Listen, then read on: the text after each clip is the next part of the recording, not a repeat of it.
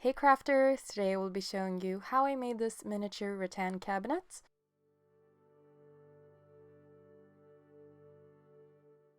I started out by making the pieces. I made 2 door fronts, the back, 2 sides, 2 shelves, a bottom, and a top piece. We are going to start out by gluing the back, sides, and shelves. As you can see, I drew where the shelves should go to make it easier. Glue the sides to the back first and then add the shelves. The shelves and the bottom piece are all the same size. The reason for this is that I don't want the bottom piece to show from the outside. Once that's done, glue on the top piece.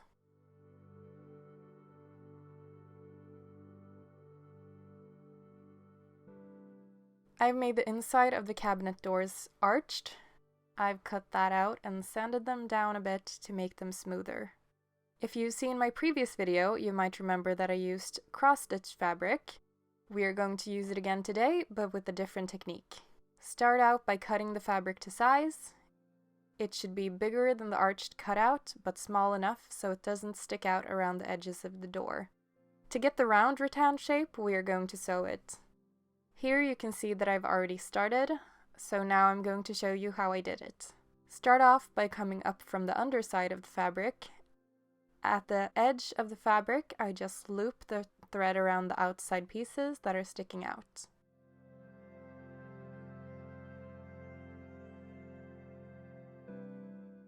Now you're going to go over the horizontal line just above the square you came into.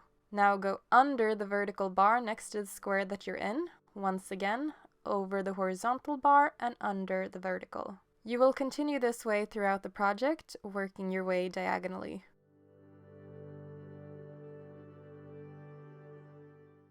I don't know how good I am at explaining this, but here's a little chart that I made that hopefully helps.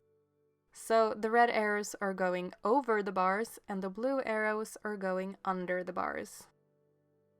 Once you reach the top corner, or the other side, just loop your thread around the edge and keep going. Make sure to have the thread going the same way throughout. For example, if you're looking at one of the horizontal bars, you want the thread to always pass over the bar, and not have some going over and some going under.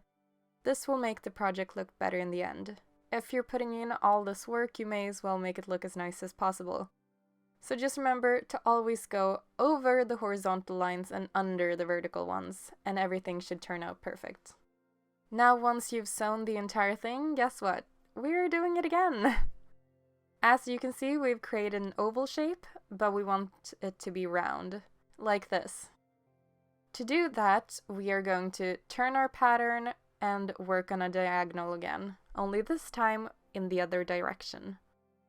Before, we were working from the bottom left to the top right. Now we are working from the top left to the bottom right.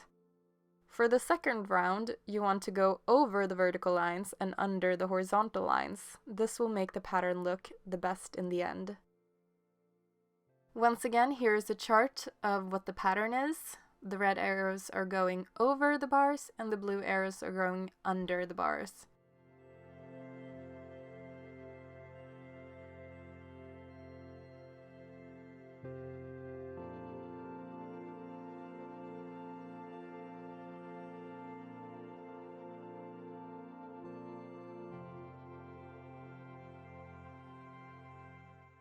Here is a before and after of the first round versus the second round. You can see that one is oval and the other one has a round shape.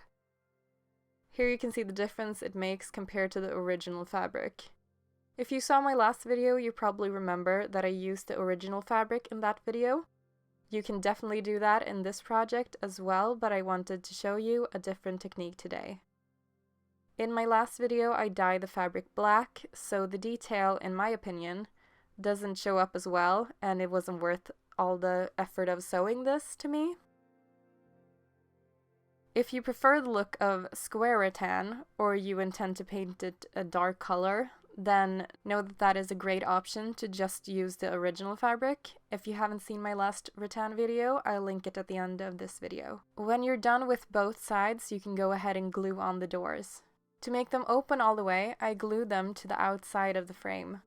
Before doing that, I made an indent with my X-acto knife so that the hinge would lay flat.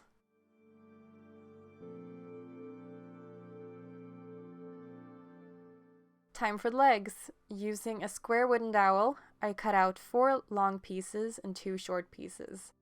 Then I glued them into the shape of an H. You will also need 1 long piece for the back, but I would suggest making that once you've glued these on, so that you will know the exact length it needs to be. Once dry, I glue them to the cabinet and add supports to the back. Here I'm just giving you a visual of the cabinet with the fabric, but I haven't glued them down yet. You should wait to glue them in place until you've painted the cabinet. The design of the legs on this project is a bit unusual, so if you'd prefer, you can just make the regular legs. For the outside of the hinges, I covered the hinge with modeling paste and then let that dry before sanding it down. Once that was done, it's time to paint. I wanted to have some fun with this cabinet, so I decided to paint it pink. The inside of the doors are pink as well as the inside edge of the cabinet. But I did not paint the rest of the inside. I did it this way because I'm keeping the rattan white, so I wanted the overall look to be light where the fabric sits. If I had painted the inside pink, it would have shown through the fabric. This is the same reason I painted the inside of my last rattan cabinet black, because I wanted the overall look to be black. I suggest that you match the inside color to the color of your rattan. If you want to make your rattan a different color, then make sure to paint it and let it dry fully before gluing it in place.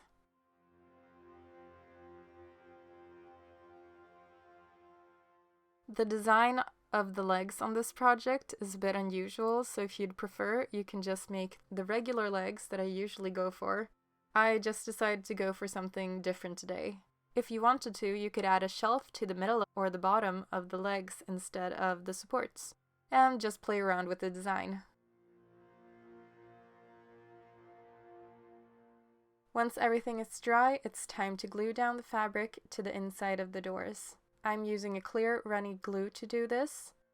Add a thin line around the arched cutout. Make sure not to get too close to the inside edge, or this might show through the front. Hold it in place and let it dry. Repeat on the other side.